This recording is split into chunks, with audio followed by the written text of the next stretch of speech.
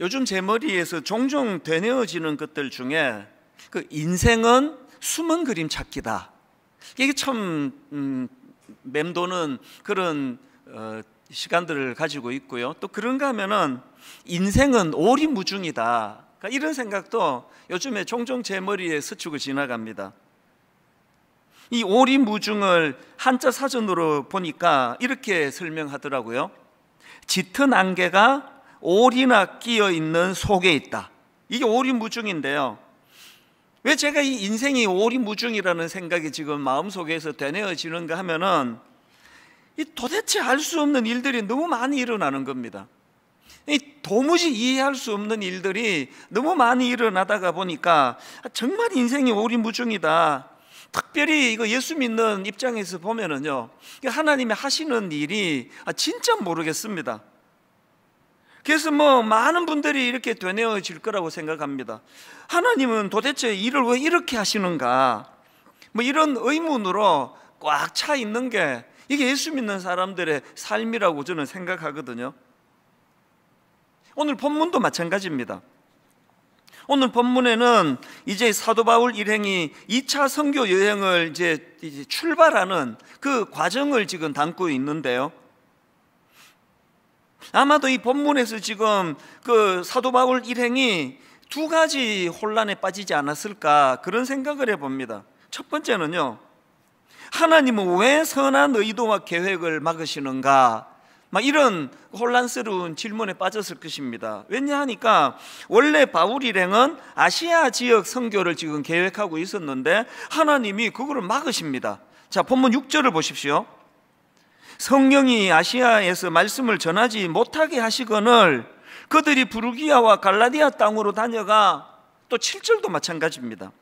무시아 앞에 이르러 비두니아로 가고자 애쓰되 예수의 영이 허락하지 아니하시는지라. 지금 두 차례에 걸쳐서 그들의 계획을 막으시는데요, 이유도 없습니다. 설명도 없습니다. 가지 말라는 거예요. 그쪽 아니라는 겁니다. 아니, 지금 사도 바울 일행이 아시아로 가서 복음을 전해야 되겠다는 그런 선교 여행 계획을 세우는 과정에서 무슨 어떤 악한 의도가 있거나 잘못된 어떤 그 정욕에 쓰려고 잘못 구한 것 같으면 막으시는 게 이해가 되는데 정황으로 봤을 때 그런 거 아닙니다. 그러니 당연히 혼란스러운 질문이 나오는 거 아니겠습니까? 하나님은 왜 이런 선한 의도를, 이런 선한 계획을 막으시는가? 그런가 하면은 바울 일행이 가질 수 있는 혼란스러운 질문이 하나 더 있다고 생각합니다. 두 번째 질문이 이거 같아요. 아니, 말씀에 순종했는데 왜 이런 가슴 아픈 고난이 찾아오는가? 이게 지금 어떤 상황인가 하면은요, 자, 그들의 상황을 보십시오. 본문 22절입니다. 무리가 일제히 일어나 고발하니 상관들이 옷을 찢어 벗기고 매로 치라 하여 많이 친 후에 옥에 가두고 간수에게 명하여 든든히 지키라 하니, 그가 이러한 명령을 받아 그들을 깊은 옥에 가두고 그 발을 착고에 든든히 채웠더니, 지금 끔찍한 상황이 벌어졌네요. 아니, 지금 아시아 쪽으로 가려고 했던 자기 계획을 다 내려놓고 하나님 뜻에 순종해가지고 지금 유럽 쪽으로 발길을 돌렸는데, 그리고 유럽 쪽으로 발길만 돌린 게 아니라 진심으로 거기서 복음을 전하고 귀신 들린 자를 고쳐주고 여러 가지 선한 일들을 많이 했는데 결과가 막 엄청난 사람들의 열광적인 박수와 격려는 없다 치더라도요, 어떻게 이런 끔찍한 고난이 찾아올 수 있느냐는 겁니다. 사실 이런 있을 법한 두 가지 질문을 제가 상정을 해보니까요, 이게 하나도 낯설지 않아요. 저를 위시해서 대부분의 예수 믿는 분들이 마음속에 가지는 그런 의문스러운 질문들 아니겠습니까? 그래서 인생이 오리무중이라는 겁니다. 그런데 저는 이 본문 말씀을 묵상하면서 참 오늘 본문에 등장하는 이 바울 일행이 참 귀하다고 생각되는 게 뭐냐 하면은요, 이렇게 이해할 수 없는 일이 일어나가지고 억울하게 감옥에 들어가는 이런 일들이 지금 벌어졌는데도 불구하고 오히려 그것 때문에 좌절하지 않고 절망에 빠지지 않고 그 상황을 잘 헤쳐나가는 모습을 보이고 있더라는 겁니다. 이게 참 지혜로운 거 아닙니까? 기왕에 피할 수 없는 그런 고난인데 거기에 그냥 함몰돼서 분노하고 울분하지 않고 그것을 잘 헤쳐나갈 수 있다. 그래서 저는 이런 사도 바울의 모습과 그 일행들의 모습을 보면서 여기서 우리가 인생의 그 법칙, 배워야 할 게 좀 많이 있다, 그런 생각을 제가 하게 된 겁니다. 오늘 본문에서 여러분, 우리가 배우고 익혀야 될 몇 가지들이 발견이 되는데요, 이것들을 좀 나누어 보자는 겁니다. 오늘 본문에서는 우리 삶 속에서 배우고 익혀야 될 중요한 것들, 이것들을 몇 가지 발견하는데, 그 중에 첫 번째가 뭐냐? 긍정적인 수용의 태도입니다. 자, 6절을 한번 보십시오. 성령이 아시아에서 말씀을 전하지 못하게 하시거늘 그들이 부르기아와 갈라디아 땅으로 다녀가. 이 지금 굉장히 간단하게 묘사된 거 아닙니까? 이게요, 복잡하게 묘사되자면 한도 끝도 없습니다. 성령이 아시아에서 말씀을 전하지 못하게 하시거늘, 아니 왜 막으시느냐고, 이유를 설명해 보시라고, 이유를 설명하셔야 내가 순종하겠노라고, 이렇게 복잡한 거 하나도 없고요, 그냥 있는 그대로 다 수용하는 거 아닙니까? 그래서 제가 긍정적인 수용 이렇게 잡은 겁니다. 아무 토를 달지 않습니다. 그냥 수용하는 거예요. 제가 이런 바울 일행의 모습을 보면서 그 예전에 읽었던 데이비드 깁슨이 쓴 인생 전도서를 읽다, 거기에 나오는 한 대목이 불쑥 떠올랐습니다. 어떤 대목인지 한번 들어보십시오. 우리 집 아이들의 불만은 내 아내와 내가 아이들보다 더 큰 그림을 볼 수 있고, 종종 아이들이 정말 이해하지 못하는 목표를 위해 일하는 데서 대부분 기인한다. 무슨 뜻인지 아시겠죠? 여러분, 우리 집도 그렇고 대부분의 자녀 기르는지, 특히 사춘기 아이들은 부모 말씀에 순종을 안 해요. 그리고 아무리 설명해줘도 이해를 못합니다. 그들이 가진 불만의 근본적인 문제는 부모님이 자기들이 그리지 못하는 큰 그림을 그리면서 설명하기 때문이에요. 그러니까 아무리 설명해도 자기는 겪은 적이 없거든요. 오늘 본문에 그 바울 일행이 아시아로 가기를 원하는데 유럽으로 가라 하시는 말씀 앞에 아무 토를 달지 않는 건, 그걸 또 제가 귀하다 생각하는 건, 바로 여러분, 우리 인간은요 오리무중 맞습니다. 왜 오리무중입니까?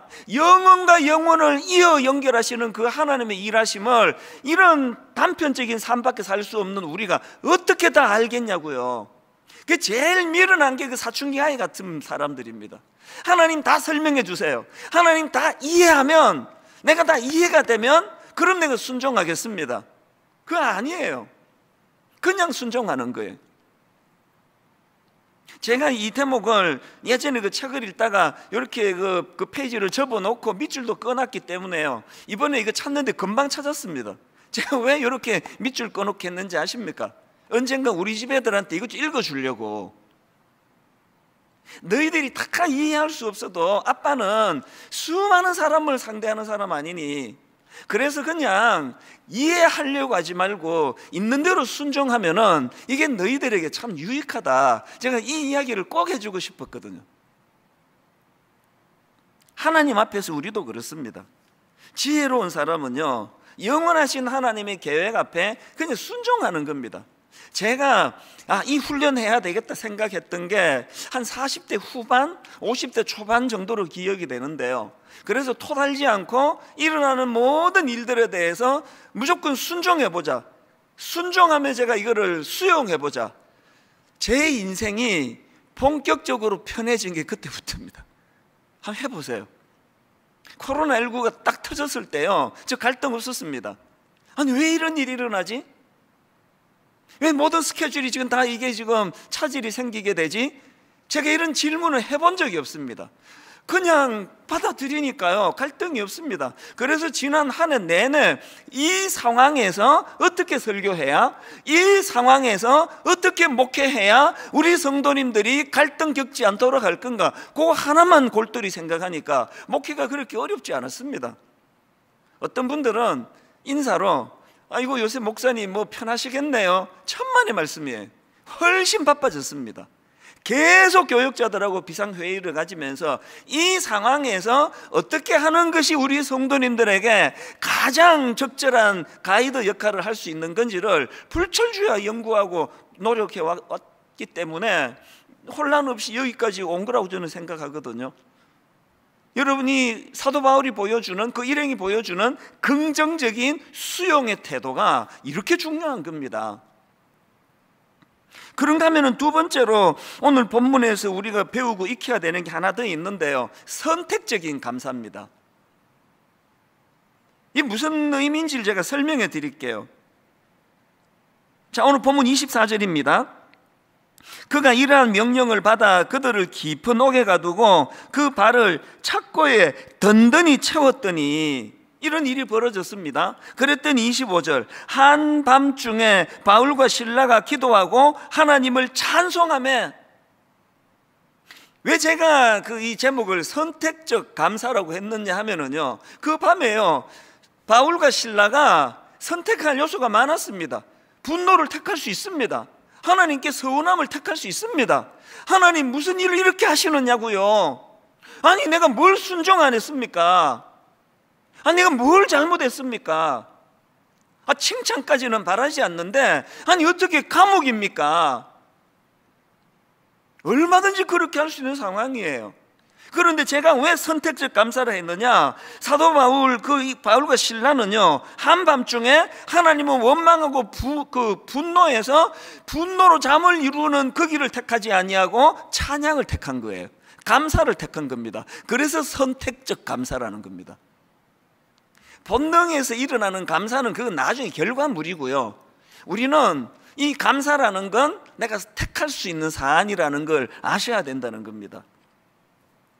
제가 이런 내용을 가지고 묵상하고 있는데 그저께 우연히 그 기사를 보니까요, 여러분 그 방송인 김송 씨라고 아시죠? 남편이 가수 강원래 씨인데요, 그 강원래 씨가 오토바이 사고로 하반신 마비 판정을 받았는데 그때는 결혼하기 이전입니다.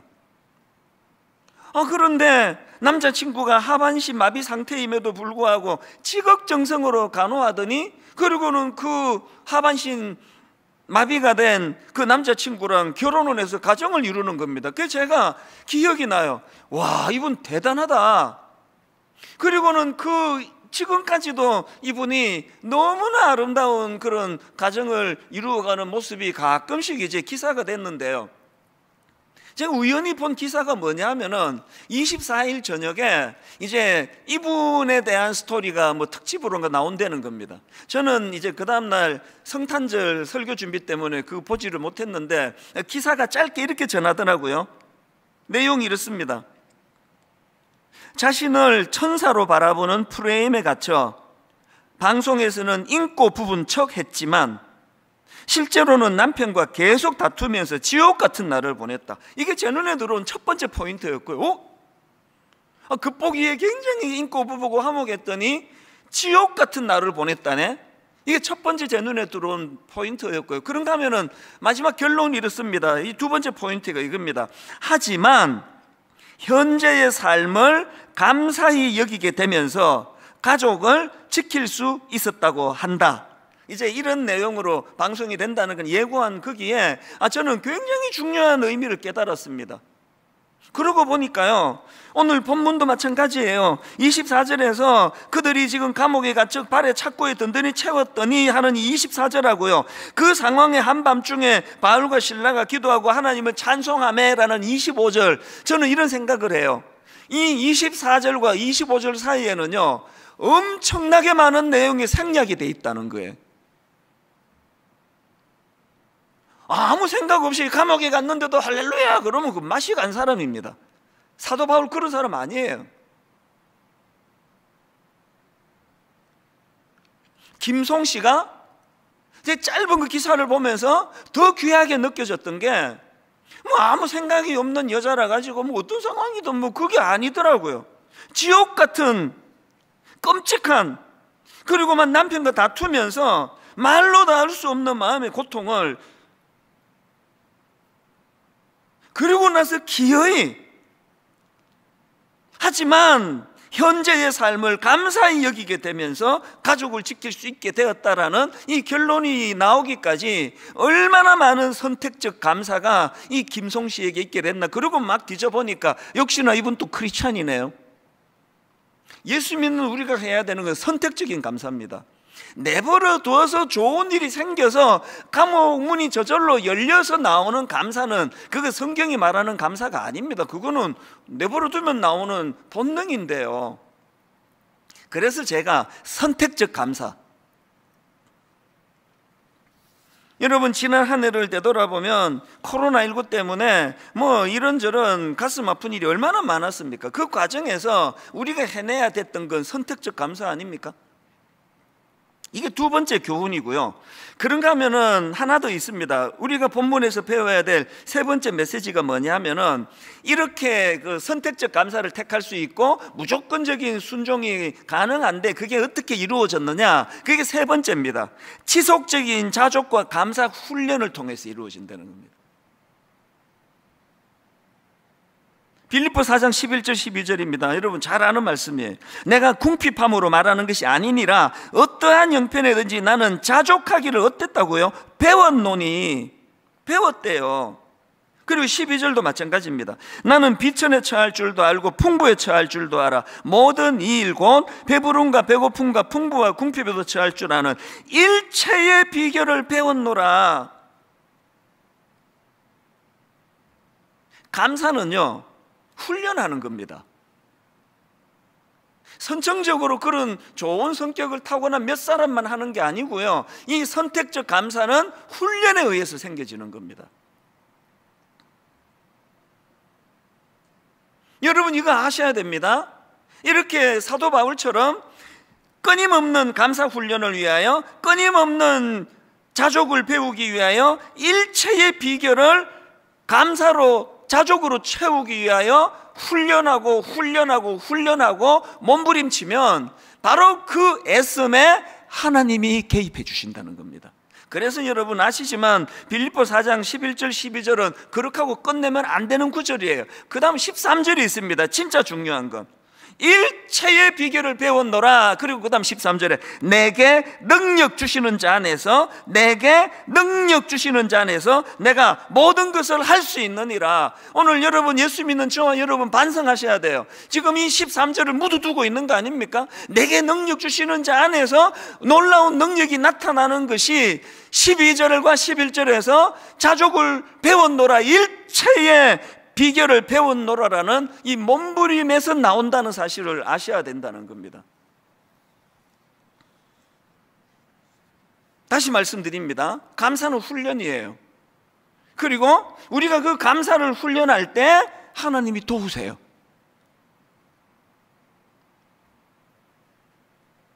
그렇기 때문에 이 사도 바울이 보여준 지속적인 자족 훈련, 이거는요 다름 아닌 시선을 바꾸는 훈련입니다.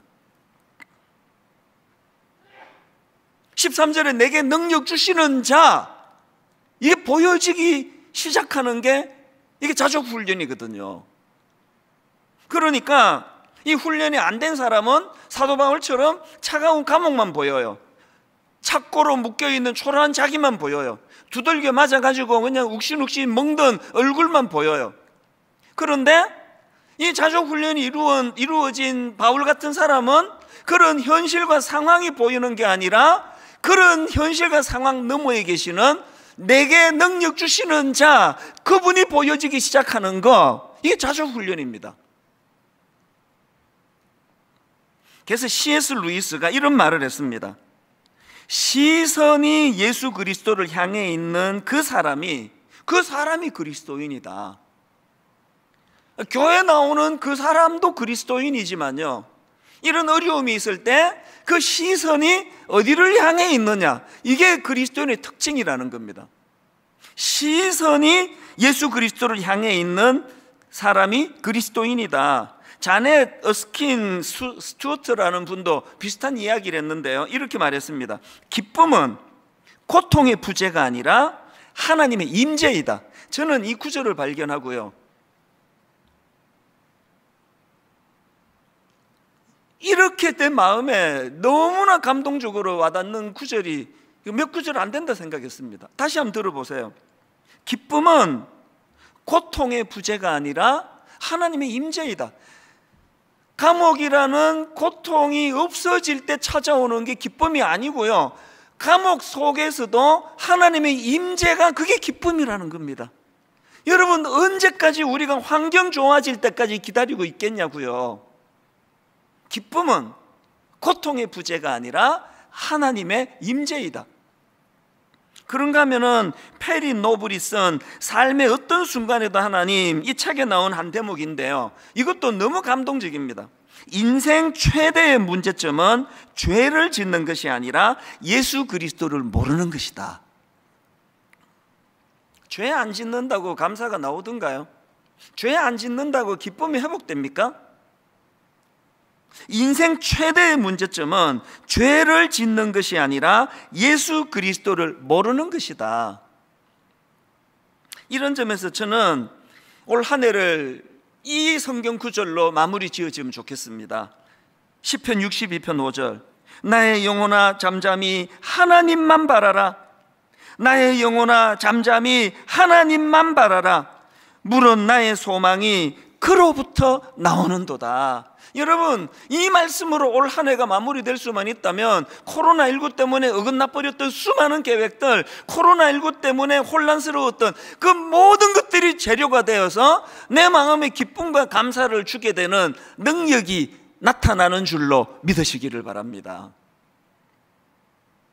여러분, 우리가 이 사도 바울이 또 그 방금 읽어드렸던 다윗이 보여줄 수 있는 이 성숙함은 바로 지속적인 자족과 감사 훈련이라는 거, 그리고 지속적인 자족과 훈련, 그 감사의 마지막 목표는 우리와 함께 하시는 그 하나님을 바라보고 인식하기 시작하는 훈련이다. 그래서 여러분, 다시 말씀드리고 다시 부탁드립니다. 153 감사 노트 쓰기 훈련 진짜 부탁드립니다. 153, 왜 153이라고요? 1. 하루에 한 번 이상 말씀을 묵상하자는 거예요. 감사의 근거가 말씀에서 나와야 되거든요. 그 다음에 5가 뭐라고요? 하루에 5가지 이상 감사거리를 한번 적으면서 그것을 좀 돌아보자는 겁니다. 그 다음에 153, 3은 3명 이상, 3사람 이상에게 이 마음에 회복된 감사를 전하고 또 그 사람에게 감사를 표현하자는 거 아닙니까? 여러분, 꼭 뭐 우리가 만든 153 감사 노트를 구입 안 하셔도 됩니다. 아무 노트나 쓰시면 됩니다. 아무 노트나 가지고 그냥 써내려가시면 됩니다. 중요한 건 지속성이에요. 지속성. 하다 말다 그 소용없습니다. 전문가들의 견해에 따르면요, 이 새로운 습관이 몸에 익숙해지는데, 몸에 배는데 대략 한 3주, 한 21일 정도가 걸린답니다. 한 3주 정도는 지속적으로 해야 이게 이제 즐거움도 느껴지기 시작하고 이게 내 몸에 배어지는 겁니다. 그런데요, 근래에 나온 그 유니버시티 칼리지 런던 캠퍼스에서 나온 발표, 그 연구 결과를 보면은 또 다른 주장을 해요. 사람이 진정한 행동의 변화를 일으키려면 3주 갖고는 안 되고요, 약 2달에서 6달 정도의 시간이 필요하다는 겁니다. 뭐가 맞는지 모르지만요, 우리는 21일만이라도 해보자고요. 이게 지속적인 훈련 아닙니까? 감사 훈련. 그래서 이제 제가 하루에 10,000보씩 걸어야 되겠다 그러고 새벽에 나가가지고 막 10,000보를 여름에 많이 걸은, 요즘 추워서 또 주춤해졌는데 여름에 막 그렇게 10,000보씩 걸을 때는요, 시간이 됐는데 제가 안 나가면 몸이 못 견뎌 해요. 막 기어에 나가게 만들어요. 이 몸에 배는 거예요. 감사도 마찬가지입니다. 21일간 훈련해서 이루어지든지 2달에서 6개월 해야 이루어지는지 모르지만 그거 만들자는 겁니다. 이 감사가 몸에 배도록. 그래서 막 감옥에서도 선택적인 감사가 저절로 나올 수 있도록, 그래야 내게 능력 주시는 자 안에서 오늘도 하나님이 나와 함께 일하신다는 걸 맛볼 수 있기 때문입니다. 여러분, 오늘 이 한 해를 마무리하는 맨 마지막 주일인데요, 내년에 우리가 꿈꾼다면 이 3가지를 꿈꾸면 좋겠습니다. 이 긍정적인 이 수용이 필요합니다. 자꾸 내 인생에 일어나는 것에 대해서 토달고 자꾸 그걸 가지고 이해를 못하겠다고 원망하고 그래서 아무것도 달라지는 거 없습니다. 수용하는 거예요. 복잡하게 생각할 거 없습니다. 그냥 수용하는 거예요. 그런가 하면은 선택적인 감사를 택하는 겁니다. 이 상황에서 뭐 원망하고 분노한다 해도 이건 뭐 당연한 거다, 이런 상황이 있을 때 나는 그럼에도 불구하고 감사를 택하겠다. 그리고 제일 중요한 거, 이 모든 것들은 지속적인 자족 훈련, 감사 훈련을 통해서 이루어진다. 여기다 이제 한 가지를 더 다루고 싶은데요. 제가 앞에서 아니 하나님은 왜 아시아로 가려는 바울 일행을 유럽 쪽으로 방향을 바꾸게 하셨나? 뭐 여기에는 깊으신 하나님의 뜻이 뭐 수십 가지, 수백 가지가 있을 겁니다, 아마. 우리 머리로 하나도 모르는데요. 제가 오늘 본문을 묵상하다가 하나님의 그 뜻을 하나 발견했습니다. 그게 뭐냐 하니까요,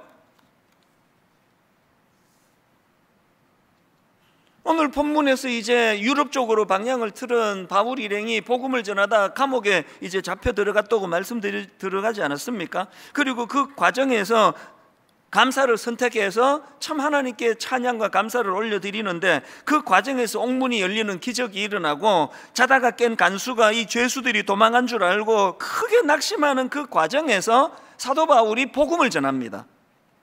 그 내용이 30절부터 34절까지 나오는데요, 간수가 이렇게 질문합니다. 30절, 그들을 데리고 나가 이르되 선생들이여 내가 어떻게 하여야 구원을 받으리까 하거늘 이르되 주 예수를 믿어라, 그리하면 너와 내 집이 구원을 받으리라 하고 주의 말씀을 그 사람과 그 집에 있는 모든 사람에게 전하더라. 그 밤 그 시각에 간수가 그들을 데려다가 그 맞은 자리를 씻어주고 자기와 그 온 가족이 다 세례를 받은 후, 그 다음 34절입니다. 그들을 데리고 자기 집에 올라가서 음식을 차려주고 그 다음에 그와 온 집안이 하나님을 믿음으로 크게 기뻐하니라. 사도 바울이 억울하게 감옥에서 어려움을 당하니까 이 간수가 기뻐하네요. 제가 이 말씀을 묵상하면서 목회자가 성도들을 잘 섬기는 과정에서 피곤에 빠지고 어려움이 찾아오고 고난이 찾아오면 그게 성도들이 기뻐하는 재료가 되네. 그리고 제가 이 본문을 쭉 묵상하고 있는데요, 머릿속으로 요한복음 4장에 나오는 예수님이 떠오르는 겁니다. 다 아시죠? 수가성 여인. 여러분, 지금 예수님은요 그 초라한 우물가 여인 한 사람을 만나 주시려고 그 뜨거운 한낮의 중동 사막을 땀을 뻘뻘 흘리면서 걷고 계시는 그 주님이 떠오르시는 거예요. 그래서 제가 답을 찾은 겁니다. 왜 하나님은 아시아로 가려는 바울 일행을 방향을 바꾸어서 유럽 쪽으로 돌리셨나? 수많은 이유 중에 하나를 제가 발견한 겁니다. 왜 사도 바울이 감옥에 갇혀야 하느냐고요? 간수가 예수님을 영접하고 온 가족이 구원받는 그 일이 필요했기 때문입니다. 제 마음에 감동이 밀려온 대목이 이겁니다.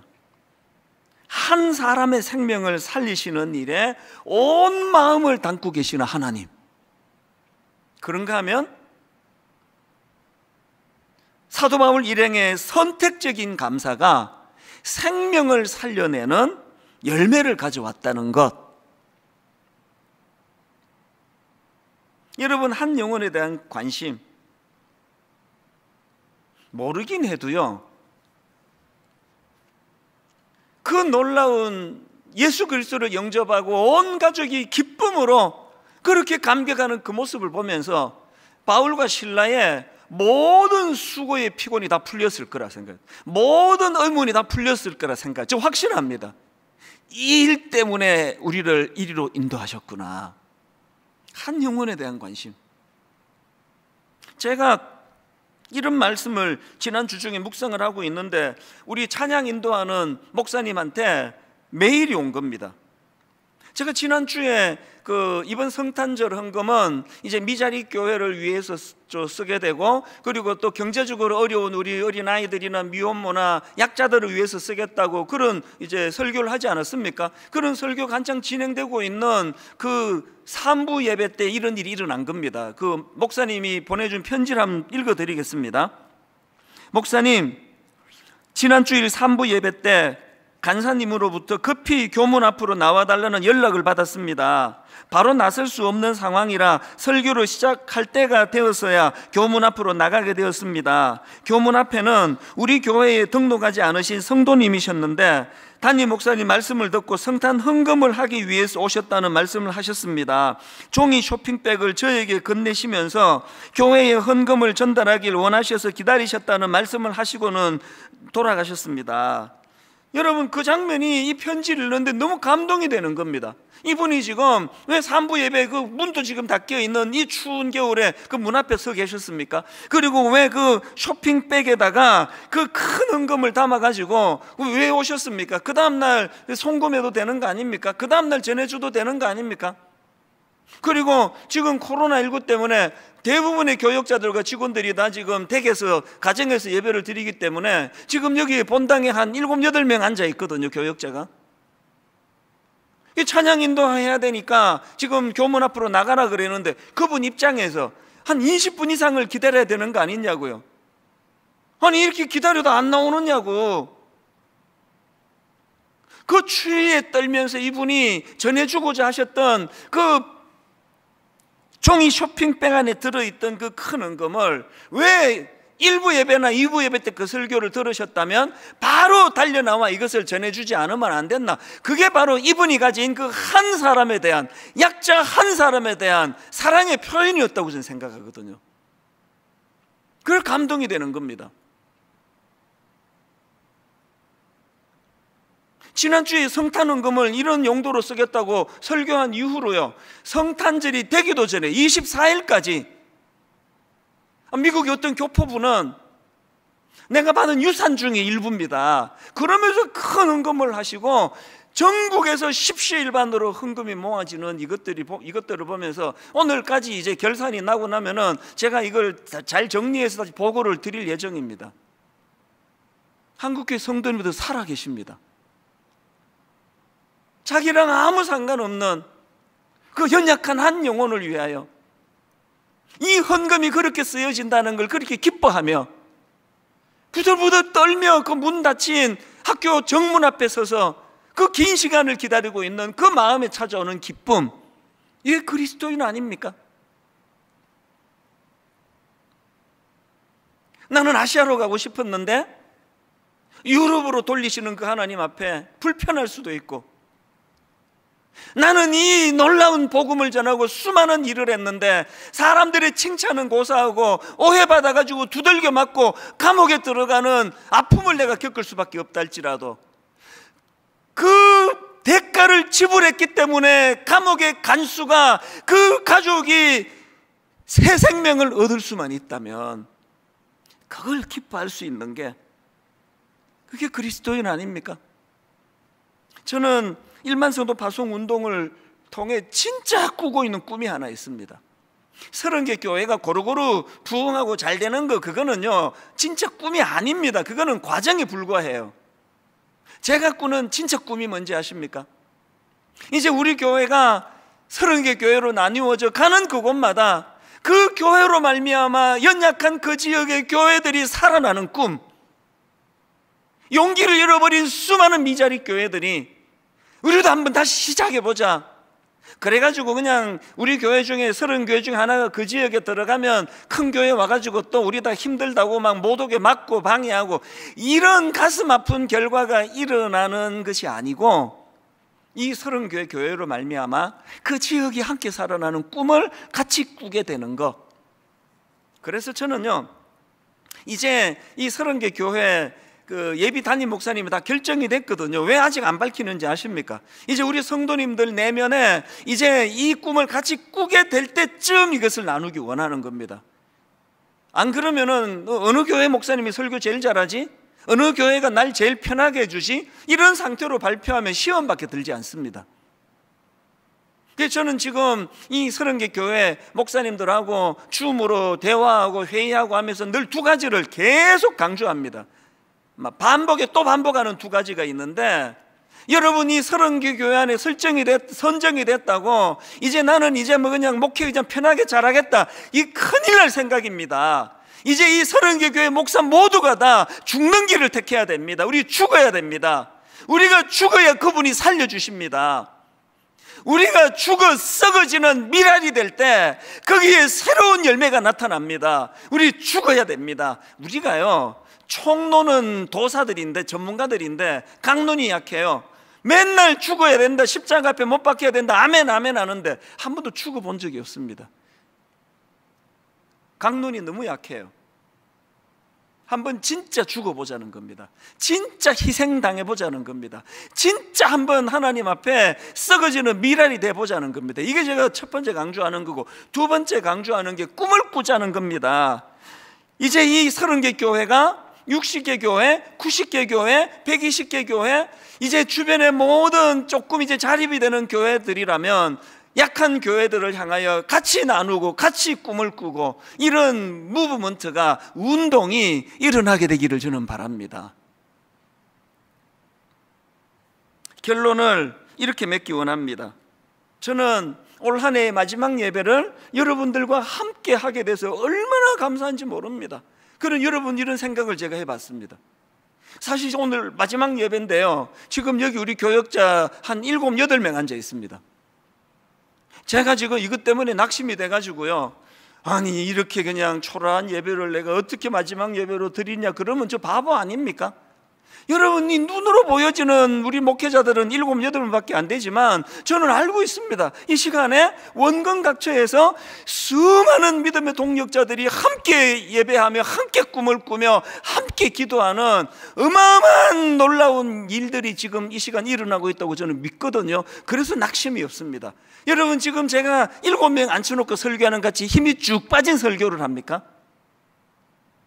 임마누엘 주님이 계세요. 그리고 저는 오늘 본문에서요, 바울과 실라가 감옥에서 같이 찬양하는 그 모습이 너무 아름다운 겁니다. 함께 꿈을 꾸는 겁니다. 무엇보다도 지금 눈으로 이 예배를 드리는 수많은 분들이 보이지 않지만 그들이 실체로 예배 드리는 것처럼 임마누엘 되시는 그 주님, 우리와 함께 하시는 그 주님, 이거를 볼 수 있는 눈이 필요하다는 거죠.